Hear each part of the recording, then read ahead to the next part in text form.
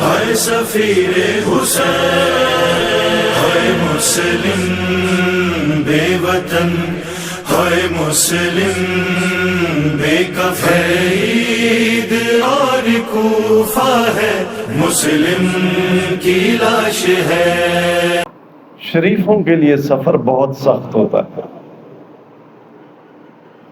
آپ کی نماز قصر ہو جاتی ہے۔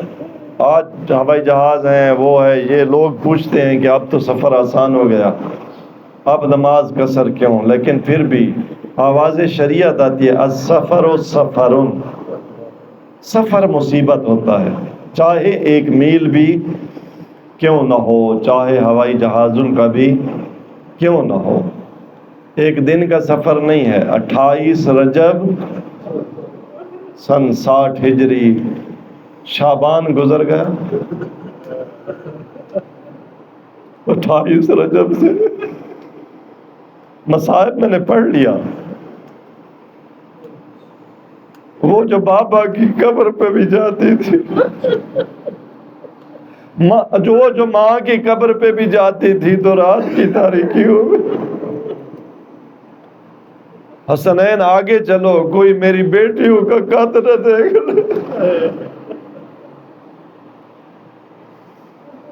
28 رجب کو چلی، شعبان گزر گیا، رمضان گزر گیا، شوال گزر گیا، ذیقعد گزر گیا، ذی الحج گزر گیا، 5 مہینوں کی مسافر۔ علی کی بیٹیاں، زہرا کی بیٹیاں، بھلا ان کے لیے کوئی آج کل کے جیسے مسافر خانے ہوتے ہیں، مسافر خانے بنے ہوئے تھے صحراؤں میں؟ آیا ان کے کوئی لوازمات سفر نہیں تھے؟ یہ کیوں سفر کرتی رہی؟ اس لیے کہ میں آپ انسان رہ جائیں۔ یہ سفر، اور پھر مکہ پہنچے، 9 ذی الحج تک مکہ۔ کوفہ جانے سے پہلے کوفیوں کے خط آئے، مولا آ جائیے، ہم آپ کی بیعت کے لیے، ہمارا کوئی امیر نہیں ہے، ہم آپ کی بیعت کرنے کے لیے آمادہ ہیں۔ ایک خط لکھا، میں اپنا سفیر بھیج رہا ہوں، اگر تم نے اس کے ہاتھ پر بیعت کر لی تو حسین آ جائے گا۔ میں ایک جملہ کہتا رہتا ہوں، کتاب کربلا کا متن، کربلا ایک کتاب ہے، جو لکھاری ہے نا وہ جانتے ہیں، اس جملے کو سمجھیں گے۔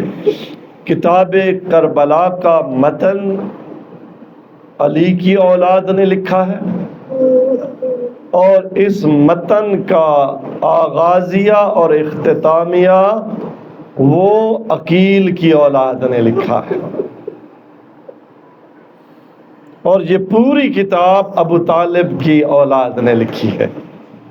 وہ آج بھی ابو طالب کو کافر کہتا ہے، آج بھی، جو تیری انسانیت کو بچا گیا، جو قیامت تک کے لیے تیرے انسانیت کا قالب نہ ٹوٹے، وہ کافر۔ اس سے بڑا ظلم تاریخ میں کیا ہو سکتا ہے؟ جس کی اولاد نے کربلا سجائی، تو انسان بچ جائے، تو انسان رہ جائے، تو کتاب کربلا کا پہلا ورق وہ ابو طالب کے لخت جگر عقیل کی اولاد، اور کربلا کی تاریخ کا آخری ورق بھی وہ ابو طالب کے لخت جگر عقیل کی اولاد۔ پہلا شہید مسلم، آخری شہید مسلم کے 2 لال۔ وہ مسلم تاریخ کے مطابق جس کے ہاتھ پر 12,000 کم از کم 20,000 کوفیوں نے بیعت کر لی تھی، ایک وقت ایسا آیا کہ مسجد میں جب نماز سے فارغ ہوا، نظر یمینا و شمالا، دائیں بائیں دیکھا، مسلم اکیلا رہ گیا، حسین کا سفیر۔ رات کا وقت ہے، حسین کا سفیر کوفے کی گلیوں میں تھک کر ایک گھر کے دروازے پہ بیٹھا، پیاس لگی ہوئی ہے۔ کسی بی بی نے دروازہ کھولا، کہا اے نوجوان کون ہے میرے دروازے پہ بیٹھنے والا؟ کوفہ کے حالات اچھے نہیں ہیں، تو یہاں سے اٹھ کے چلا جا۔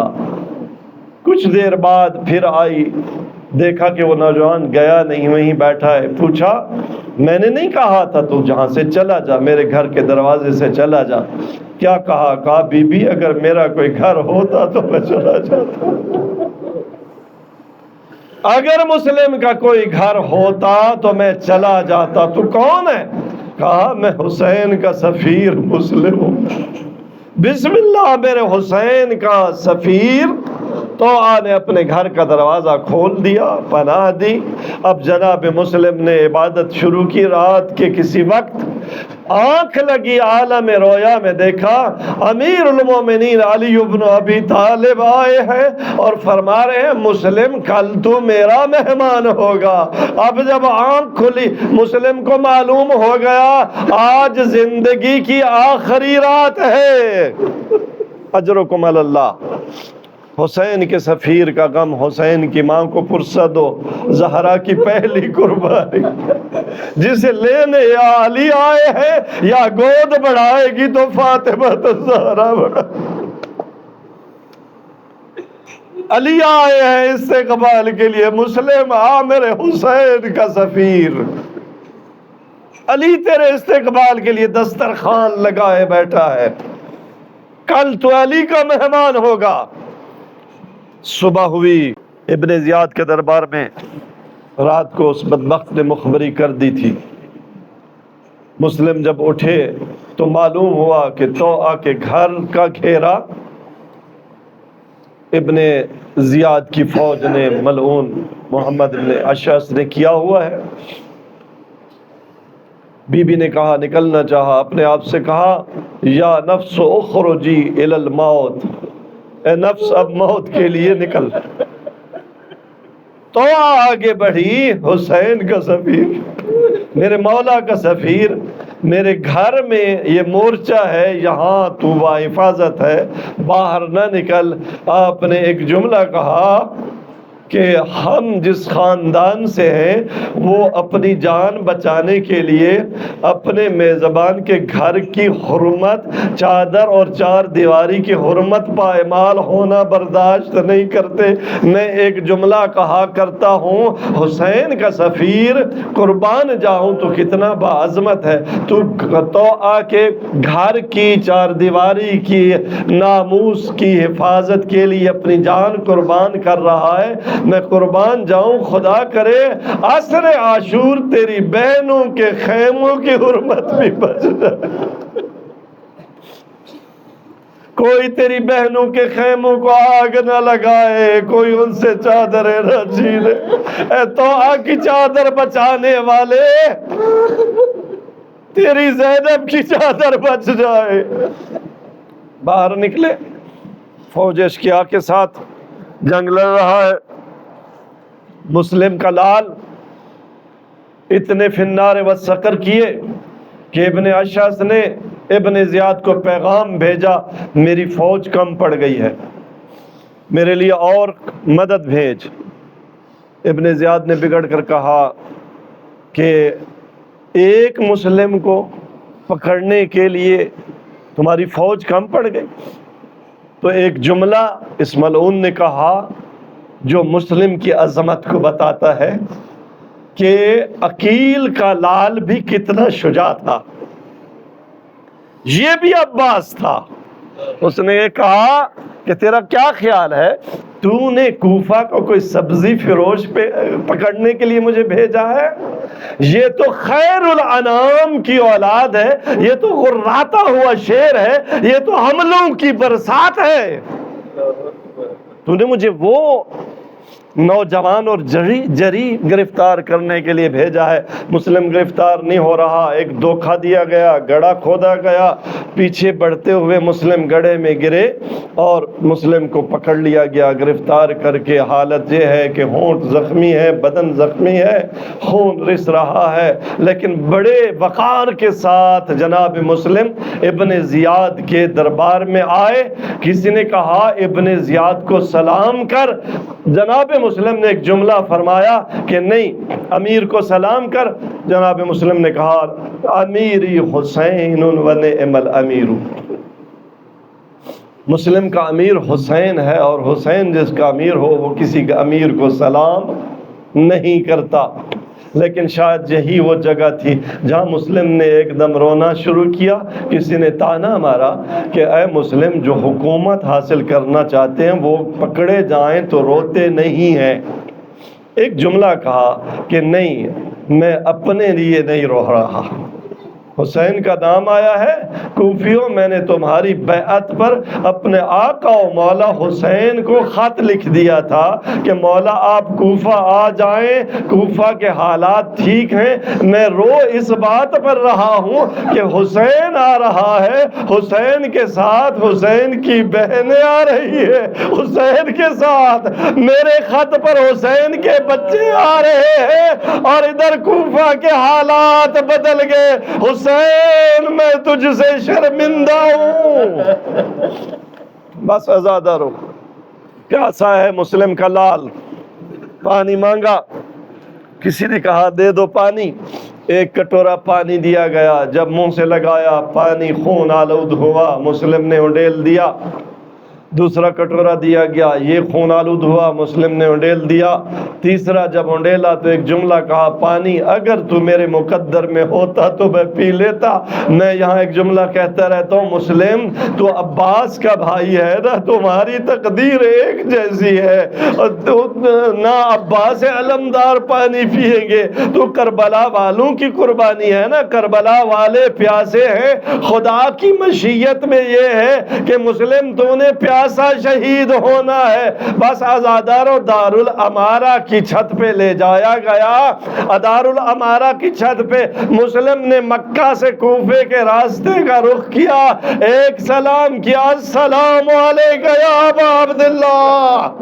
اے حسین, مسلم کا آپ پر سلام ہو. بس آزادارو ادھر شمشیر چلی, مسلم کا سر گرا. اب جب مسلم کا سر گرا, یقیناً نیچے ایک گود تھی جو جنت البقیع, جو جنت چھوڑ کر آئی تھی. فاطمہ نے اپنی گود بڑھائی. میرا حسین کا سفیر ماں زہرا کی گود حاضر ہے. بس آزادارو, پھر مسلم کی لاش گرائی گئی. لاش کے پاؤں میں رسیاں باندھی گئی. کوفہ کے بازاروں میں مسلم کی لاش کی بے حرمتی کی جا رہی ہے. ادھر زہرا کا لال حسین مقام سالبیہ پہ پہنچا کہ کوفہ سے آتا ہوا ایک شخص وہاں سے جب حسین کے قافلے کے روبرو ہوا, امام نے اسے بلایا اور پوچھا کہ یہ بتا کوفہ کے حالات کیا ہیں. اس نے کہا مولا میں کترا کے جا رہا تھا اسی لیے کہ آپ تک یہ خبر نہ پہنچے, لیکن تو نے بلا لیا. اب پوچھنا ہے تو سنو مولا, جب میں کوفے سے چلا تھا مسلم کے پاؤں میں رسیاں بڑھی ہوئی تھی اور مسلم کی لاش کو کوفہ کی گلیوں میں گھسیٹا جا رہا تھا. جب یہ سنا حسین مولا نے فرمایا مسلم کی بیٹی کو بلاؤ. 13 سال کی مسلم کی بیٹی جب آئی, حسین نے اپنی بھانجی کو اپنے زانوں پہ بٹھایا اور سر پہ شفقت کا ہاتھ رکھا. بچی سمجھ گئی. کہا ماموں جان, آج تو ایسے پیار کر رہے ہیں جیسے میرا بابا شہید ہو گیا ہو, جیسے یتیموں سے پیار کیا جاتا ہے. حسین نے کہا اگر مسلم شہید ہو بھی گیا تو کیا ہوا, حسین تیرا بابا ہے. بس آزادارو یہ منظر حسین کی 4 سالہ نے مقام سالبیہ پہ دیکھا کہ جب کوئی بچی یتیم ہو جاتی ہے اس کے سر پہ شفقت کا ہاتھ پھیرا جاتا ہے۔